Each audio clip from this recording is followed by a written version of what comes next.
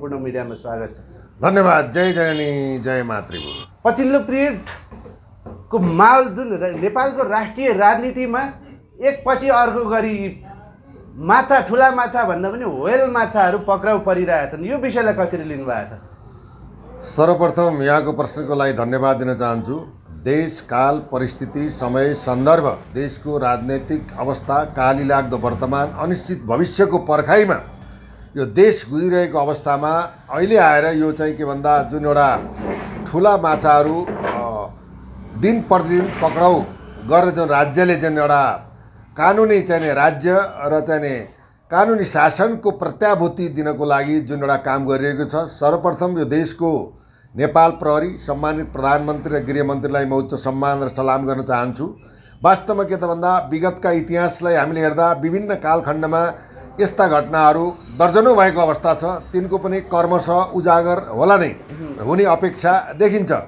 अहिले आएर चाहिँ के छ भन्दा यो भुटानी चाहिँ नेपाली नागरिकलाई नक्कली भुटानी शरणार्थी बनाएर अमेरिकामा पठाउनको लागि स्वयं गृह प्रशासन उच्च भनौँ अधिकारी निजामती प्रशासक अधिकारी र मन्त्री र स्वयं चाहिँ के भन्दा देशका मन्त्रीका चाहिँ के भन्दा परिवार र ती मन्त्रीहरूका चाहिँ के भन्दा आफ्ना चाहिँ छोराहरूको एउटा ग्याङ तयार गरेर देशलाई चाहिँ बर्बाद पार्ने, देशलाई लुट्ने, दोहन गर्ने, भ्रष्टाचार गर्ने, ठेक्का पट्टा कर्मचारी सरुवा बढुवा यावत कुराहरूमा यिनीहरूले जुन राज्यमाथि धोका दिएका थिए, घात गरेका थिए, त्यसको आज उजागर भएको छ।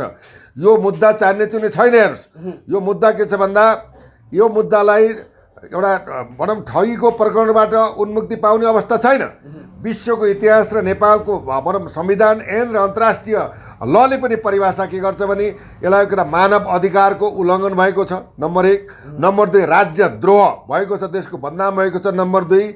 नम्बर 3 साङ्गठनिक अपराध भएको छ, नम्बर 4 ठगी अपराध भएको छ, नम्बर 5 वैदेशिक रोजगारको चाहिँ के भन्दा मुद्दा प्रभावित भएको छ। यसै गरी तपाईँको चाहिँ सरकारी छाप दस्तखत कृत्य गरेर बनाएको डकुमेन्ट हुनाले छाप दस्तखत कृत्य मुद्दा पनि प्रभावित भएको अवस्था छ। त्यसले गर्दा अब के भन्दा यो मुद्दा चान्ने चुन्ने मुद्दा होइन, यो अन्तर्राष्ट्रिय लेभलमा पुगेको मुद्दा हो। किन भन्दा अन्तर्राष्ट्रिय शरणार्थीको एउटा चाहिँ के भन्दा नियम विपरीत पनि चाहिँ के भएको छ भन्दाखेरि यो मुद्दालाई प्रभावित गरिएको छ भने नेपाली चाहिँ जो देशभक्त नेपाली नागरिकहरूलाई एउटा विदेशी नागरिक बनाएर विदेशी नागरिकलाई नेपालमा ल्याएर एउटा आतंक फैलाउने सृजनाको खेलको रूपमा पनि यो अगाडि बढेको छ। यो जोक होइन, चान्ने चुन्ने कुरा होइन। देशको प्रधानमन्त्रीले जुन एउटा कदम चाल्नुभयो, नेपाल प्रहरीले ससम्मान चाहिँ के भन्दा यो अपराधिक घटनामा संलग्न भएका व्यक्तित्व र नेतृत्वहरूलाई इभेन चाहिँ पूर्व मन्त्रीहरूलाई चाहिँ के भन्दा जुन कानुनी कटघरामा ल्याइएको अवस्था छ, यो अत्यन्त स्वागत योग्य छ र यसलाई हामीले मान्नु नै पर्दछ। यसको निरन्तरता र चाहिँ के भन्दा एउटा पोइन्ट निर्णायक बिन्दुमा पुगेर अपराधीले चाहिँ के भन्दा सजाय पाउनुपर्छ। यी 6-7वटा मुद्दाहरू प्रभावित हुनुपर्छ र यो मुद्दामा नेपाल प्रहरीले सक्षमताका साथ अनुसन्धान गरिरहेको पनि मैले बुझिरहेको छु। जसरी देश पिसाब यसरी एकपछि अर्को लहरो तान्दा पहरो थर्किए जस्तो नेताहरू पक्राउ पर्दा त अहिले जेलहरूले धान्दैन। जाउला खेलको चिडियाखानालाई पो जेलघर बनाउनु पर्छ जस्तो छैन नेताहरू थुन्न? के भन्नुहुन्छ? वास्तवमा के छ भन्दा मैले पनि भन्दै आएको कुरा हो, अहिले नेपालको तपाईँको चाहिँ नि 12,000 चाहिँ जनप्रतिनिधि, अब विशेषतः मूलधारमा रहेका चाहिँ 884 चाहिँ नि भनौँ न यी जनप्रतिनिधिहरूको र देशमा भएका भनौँ प्रधानमन्त्री पूर्व प्रधानमन्त्री उच्च निजामती उच्च प्रशासक अधिकारी सिडिओ हैनदेखि यावत जुन एउटा लाभको पदमा बसेका व्यक्ति, अख्तियार प्रमुख, संवैधानिक आयोगका प्रमुख समेत चाहिँ लाई हिसाब गर्ने भने देशमा एकजना पनि चोखो छैन। This is my guarantee, totally ग्यारेन्टीहरू। त्यो हुनाले के भन्दाखेरि अब यो चाहिँ भन्दा छुट्टै यिनीहरूलाई के भन्दा छुट्टै जेल पनि निर्माण गर्नुपर्ने आवश्यकता पनि बन्द छ। र तथापि अहिले आएर चाहिँ के भन्दा एउटा चाहिँ देशमा कानुन छ, विधिको शासन छ, दण्डहीनताको अन्त्य गर्ने पद्धतिको विकास भएको छ भनेर जनताले नजिकबाट अहिलेको सरकारलाई सम्मानपूर्वक तरिकाले हेरिरहेको अवस्था पनि छ। यसै क्रममा तपाईँ पूर्व सचिव भनौँ टेकनारायण चाहिँ पाण्डे पूर्व सचिवकै क्रममा यही चाहिँ के पूर्व चाहिँ गृहमन्त्री बालकृष्ण खाँडकै कार्यकालमा भनौँ तपाईँको चाहिँ के भन्दाखेरि जब चाहिँ के भन्दा रामबहादुर बादल प्रतीक थापा, रामबहादुर बादल, अब टोपबहादुर रायमाझी, अब सन्दीप रायमाझी, अब त्यसै आएर तपाईँको चाहिँ के भन्दाखेरि इन्द्रजित राई सचिव, अब इन्द्रजित राई अहिले भित्र छन्, उनका छोरा बाहिर छन्। अब टोपबहादुर रायमाझी बाहिर छन्, उनका छोरा भित्र छन्। यो विडम्बनाहरू।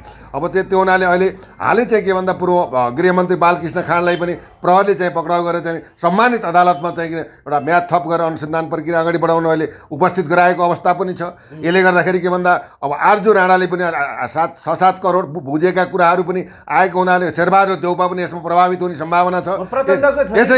यसै गरी के भन्दा जब चाहिँ देशको एउटा मानेको नेता केपी शर्मा ओली पूर्व प्रधानमन्त्रीले चाहिँ कि टोपबहादुर रायमाझीलाई बचाउनको लागि, लुकाउनको लागि, छिपाउनको लागि एउटा गणेशले चाहिँ के शिव पार्वतीलाई परिक्रमा गरे जस्तोको चाहिँ 10 पटक चाहिँ तपाईँको चाहिँ बल्लटाएर चाहिँ अब तपाईँको चाहिँ के भन्दाखेरि बालकोट गरिरहेका छन् भने यस्ता अपराधीलाई जोगाउनलाई लागि पर्ने व्यक्ति पनि अपराधको दायरामा पर्ने हुनाले पूर्व प्रधानमन्त्री केपी शर्मा ओलीलाई पनि अनुसन्धानको दायरामा ल्याउने चाहिँ यो पद्धति विकास र अनुसन्धानले देखाएको यथास्थिति चाहिँ हेर्नुहोस्। आर्जु देउपाले पनि पैसा खाएकोमा श्रीमानलाई थाहा हुनुपर्नेमा पूर्व प्रधानमन्त्री शेरबहादुर देउपा पनि यो केसबाट अछुतो हुन सक्दैनन्। सत्य बोल्नुपर्छ, सत्य बोल्दा मर्नु परे मर्नु तयार छौँ। तर यो अपराधमा संलग्न गरेका, राष्ट्रघात गरेका, देशद्रोह गरेका, देशलाई हिलाम गरेका, अन्तर्राष्ट्रिय जगतमा देशलाई बदनाम गरेका यी राष्ट्रघाती, देशद्रोही, भ्रष्टाचारी अपराधीहरू कोही पनि छुट्नुहुन्न।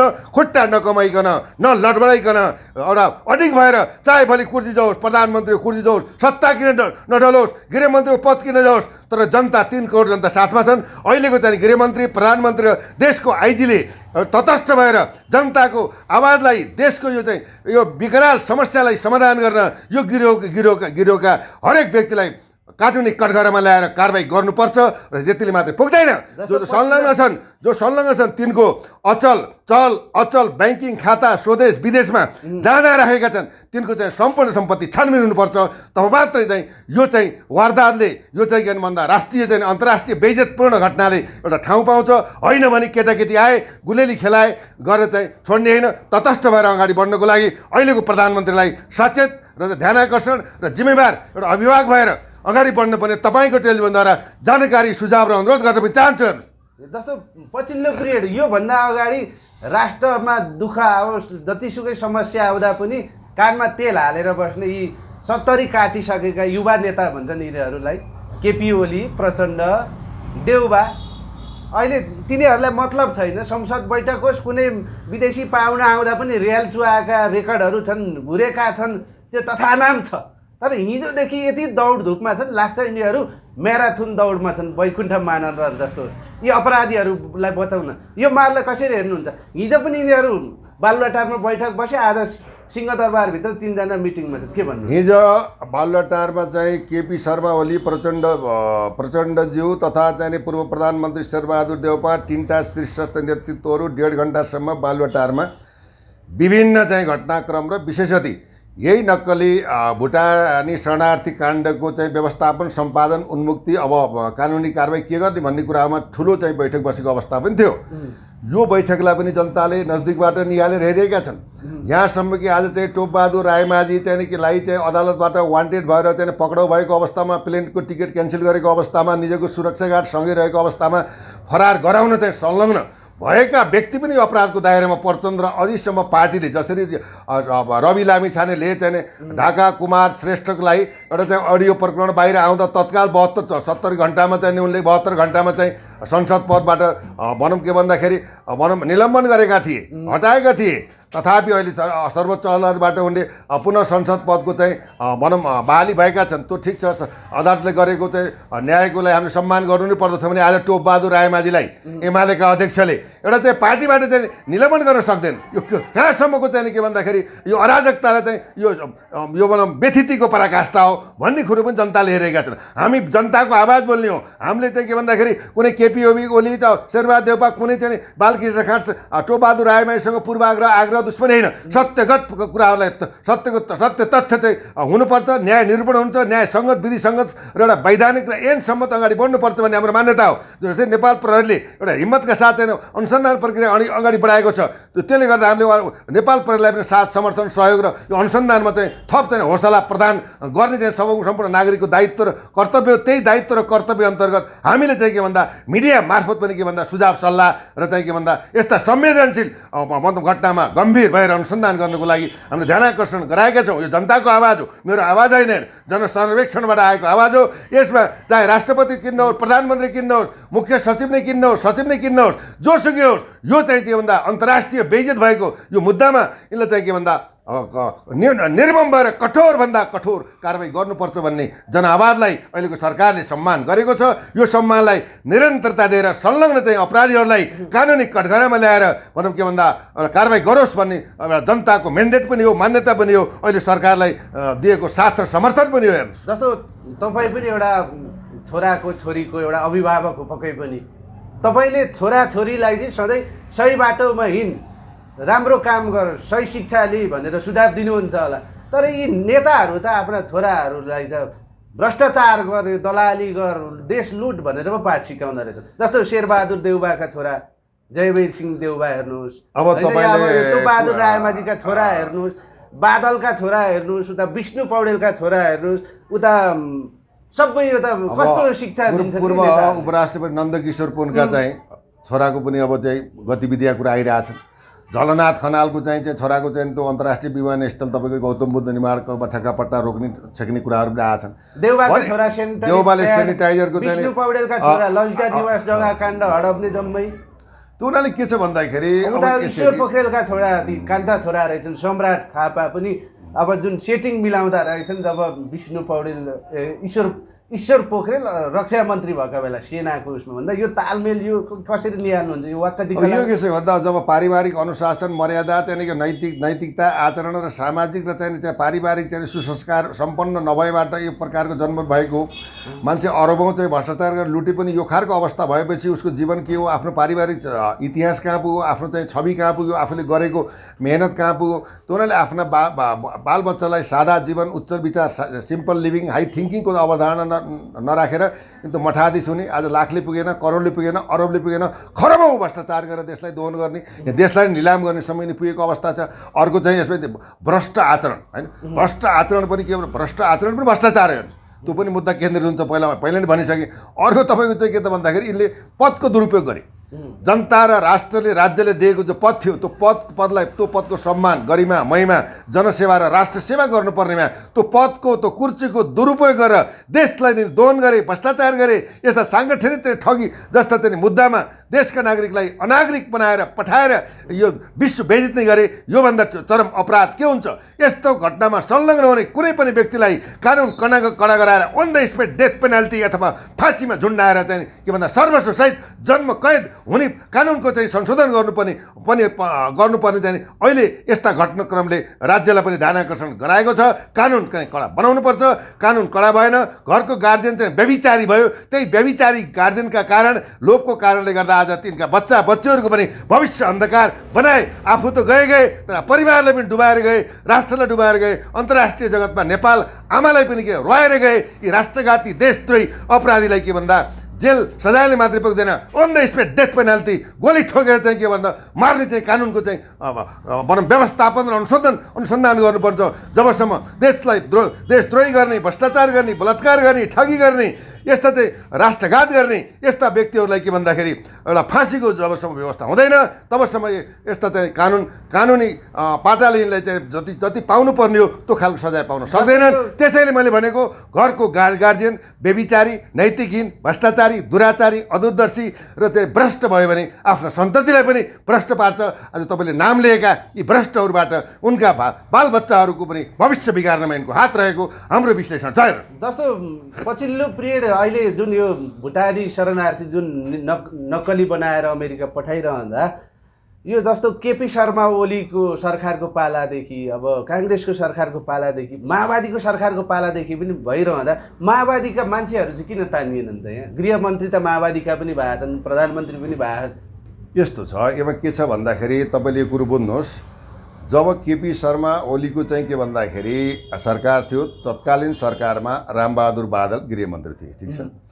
त्यसै क्रममा संसद चाहिँ विघटनको हिसाब किताबमा सरकार ढलिसकेपछि अब 2078 सालमा चाहिँ देशको अदालत, सर्वोच्च अदालतबाट प्रधानमन्त्री टिको लाएर परमादेशबाट चाहिँ देउपालाई के गरियो, प्रधानमन्त्री बनाइयो। त्यो प्रधानमन्त्री मण्डलमा के गरियो भन्दाखेरि बालकृष्ण खाँडलाई गृहमन्त्री बनाइयो र चाहिँ के भन्दा टेक नारायण पाण्डेलाई गृह सचिव बनाइयो।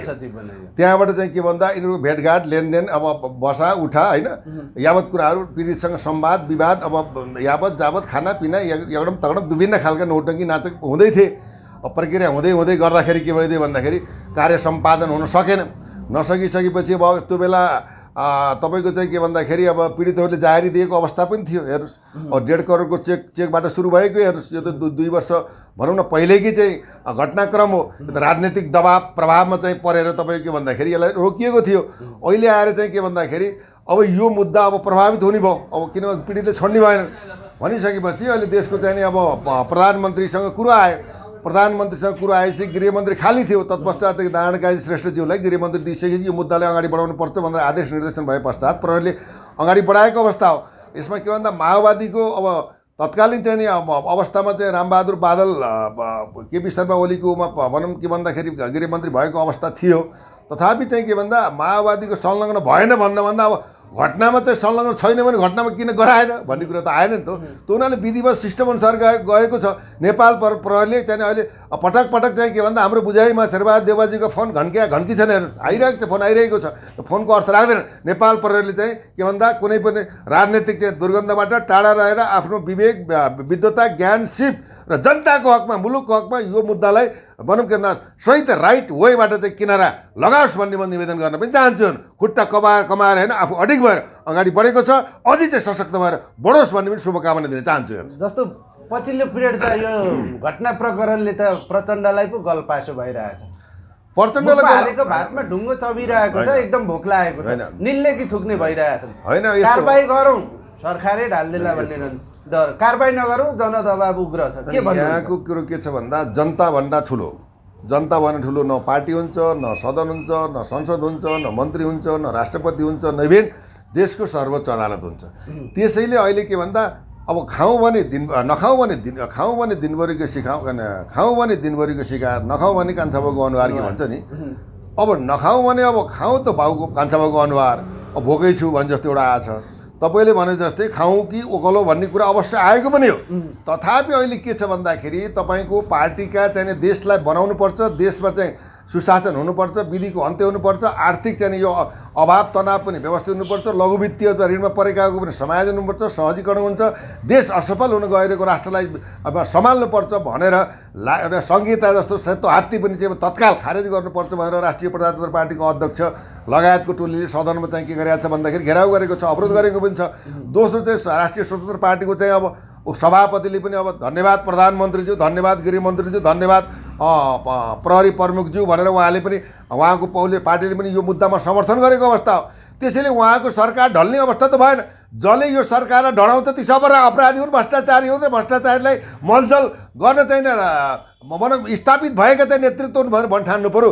यो मुद्दा त कसैको होइन। राष्ट्रसँग गाँसिएको, राष्ट्र नै बदनाम भएको, देशको चाहिँ भाग्य र भविष्य लिलाम हुन थालेको अवस्थामा सबैले अब प्रचण्डलाई सहकार अगाडि बढाउनु बाहेक विकल्प छैन। यदि चाहिँ सरकार ढाल्ने खेल खेल्छन् भने ती आफै ढलेर जान्छन्। किनभने अब प्रचण्ड त सधैँ एउटा आरोप खेपिरहेछन् सत्ताको वरिपरि घुम्न पाएनन् भने प्रचण्ड र प्रचण्डको पार्टीको अस्तित्वै छैन। जतिखेरै त्यही सत्ताको वरिपरि घुमिरहन्छन् भनिरहँदा यिनीहरूलाई कारबाही गरेर आफ्नै सरकार ढाल्छन् र प्रधानमन्त्री प्रचण्डले होइन कारबाही गरेर ढल्ने भन्दा पनि विधि होइन यिनीहरूले बनाएको कानुन हो। कानुन अनुसार चाहिँ विधि नियम सिस्टम अनुसार चाहिँ अगाडि देश बढ्नु पऱ्यो कि परेन। प्रमाण छ, साक्षी छन्। यहाँ प्रमाणको सामान्य तर्कले काम गर्दैन। त्यसैले प्रमाणजन्य अवस्थामा पूर्वाग्रह नभइकन जो छ अनुसन्धानबाट आएका पीडितले दिएको निवेदन प्रमाण आधार साक्षी रेकर्ड आदि सबै कुरालाई समायोजन गरेर अनुसन्धान बढेको। यसमा राजनीतिक चाहिँ पूर्वाग्रह आग्रह भन्न मिल्दैन। र त्यही पनि के भन्दा राजनीतिक पूर्वाग्रह आग्रह प्रतिशोधमा यो मुद्दा अगाडि बढ्दैन। किन यो फौजदारी मुद्दा चाहिँ प्रहरीले हेर्ने मुद्दा हो। यो मुद्दामा चाहिँ के भन्दा आग्रह पूर्वाग्रह भन्दा पनि सत्य निष्ठा र निरूपणको आधारमा प्रमाणको आधारमा अगाडि बढिरहेको छ। यसमा अहिलेको परिस्थिति हेर्दाखेरि के छ भन्दाखेरि अहिले प्रचण्डलाई सबैले सलाम गरेको अवस्था छ। विगतमा उनी पनि चोखा छैनन्, नारायण काजी पनि चोखा छैनन्। तथापि के भन्दाखेरि अहिले जुन एउटा चाहिँ यो वारदातलाई एउटा निष्ठापूर्वक एउटा खुट्टा नकमाइकन, न डराइकन, न अल्मलिकन, न गिडगिडाइकन अदम्य साहसका साथ नेपाल प्रहरीलाई साथ समर्थन र राजनीतिक दबाव नदिकन अगाडि बढ्नको लागि जुन एउटा प्रतिज्ञाका साथ, प्रणका साथ जुन एउटा वारदात अगाडि बढेको छ, यसमा त सबैले सहयोग गर्नुपर्छ। यसमा सरकार ढल्ने अब चाहिँ के भन्दा अब खानीको ओकल्नीको प्रश्न आउँदैन कि यो त किन जनता अहिले त के भन्दा यो मुद्दालाई लिएर अहिलेको चाहिँ सरकार विशेषतः देशको प्रधानमन्त्री पुष्पकमल दाहाल प्रचण्डलाई त 3.5 करोड जनताले समर्थन गरेको अवस्था छ। त्यसैले यो समर्थनलाई गिराएर लटपटाएर अब चाहिँ भोलि देउपा पनि कारबाहीमा पर्न सक्छन्, केपी शर्मा ओली पनि कारबाही आउन सक्छन्। त्यो कुरामा पनि लडबडियो भने त उनको राजनीतिक जीवन नै समाप्त हुन्छ।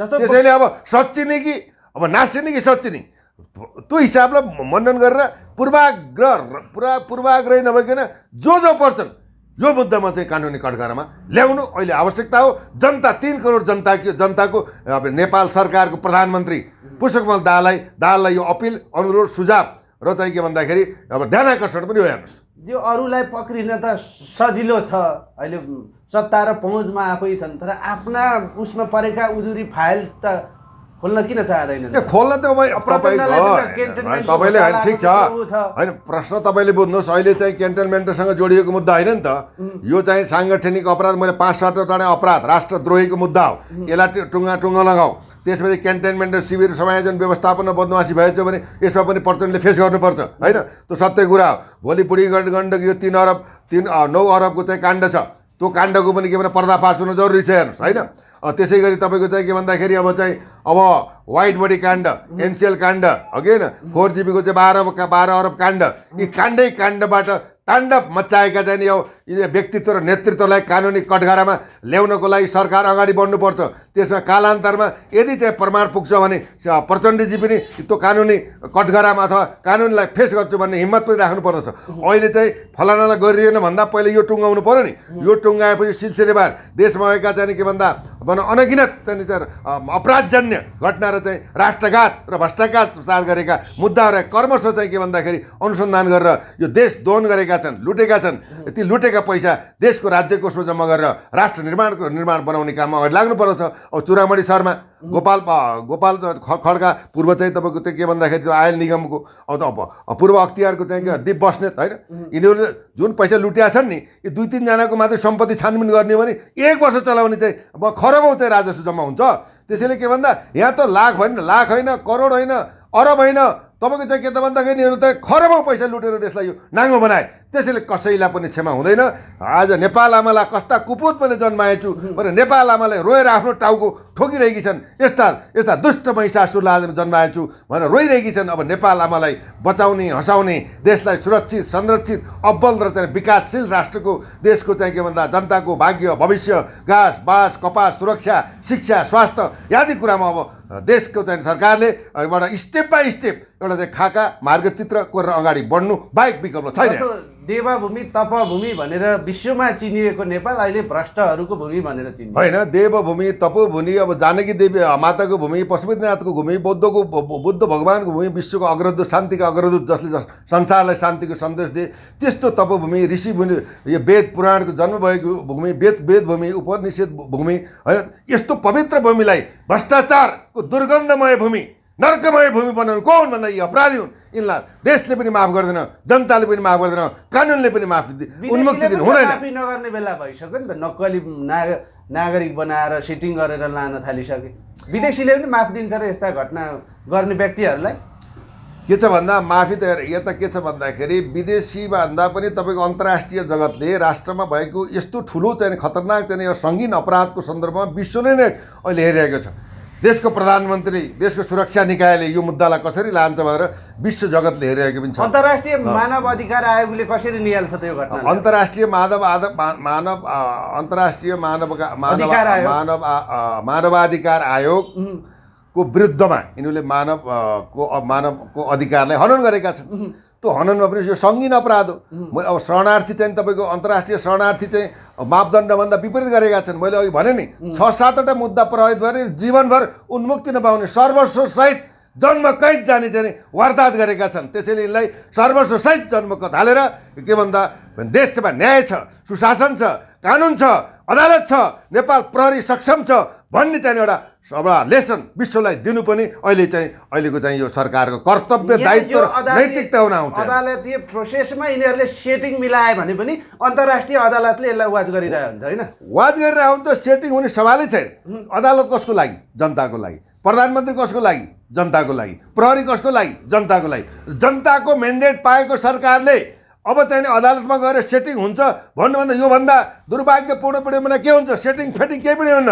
दुधको दुध, पानीको पानी कारबाही हुन्छ। यिनी सर्वस्व जेल जान्छन्। यिनले कमाएका चल अचल सम्पत्ति राज्यले कब्जा गर्छ र देशलाई यही अनुसार विभिन्न कालखण्डमा भएका भ्रष्टाचार, दुराचार, राष्ट्रघात, देशद्रोहीका मुद्दाहरूलाई क्रमशः अगाडि बढाएर देशमा सुशासन र एउटा के भन्छ कानुनी राज्यको प्रत्याभूति जनताले पाउन सकुन् भन्ने शुभकामना व्यक्त गर्दै यो अनुसन्धानमा रहेका अनुसन्धान अधिकारीहरूले यो अनुसन्धान पूर्ण सफल होस् भन्ने शुभकामना समेत व्यक्त गर्न चाहन्छु। हस् डीएसपी साहब, धन्यवाद। समयको लागि धेरै धेरै धन्यवाद। धन्यवाद। जय जननी जय मातृ।